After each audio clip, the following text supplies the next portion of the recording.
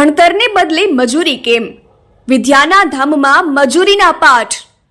માસૂમ બાળકોને અભ્યાસને બદલે મજૂરી કામ કરાવાતું હોવાના દ્રશ્યો કેમેરામાં કેદ થયા છે. એક તરફ સરકાર બાળ મજૂરી અટકાવવા માટે પૂરા જોરશોરથી કામ કરી રહી છે, ત્યાં મઘરવાડા ગામની એક શાળામાં વિદ્યાર્થીઓના કુમળા હાથમાં નોટ, પેન કે ચોપડીને બદલે અન્ય કામ કરાવવામાં આવતું હોવાનું નજરે પડે છે.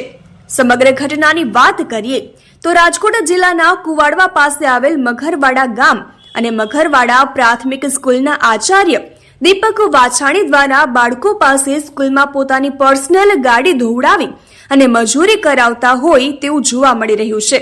તો શિક્ષણ અધિકારી આ ભણતરના નામે ચાલતી બાળ મજૂરી બાબતે પાનસુરિયા સાહેબ શું પગલાં લેશે તે જોવાનું રહ્યું અને બાળકોના જીવન સાથે ચેડા કરતા વ્યક્તિઓ પર કાયદેસરની કાર્યવાહી થશે કે નહીં તેવું લોકમુખે ચર્ચાઈ રહ્યું છે.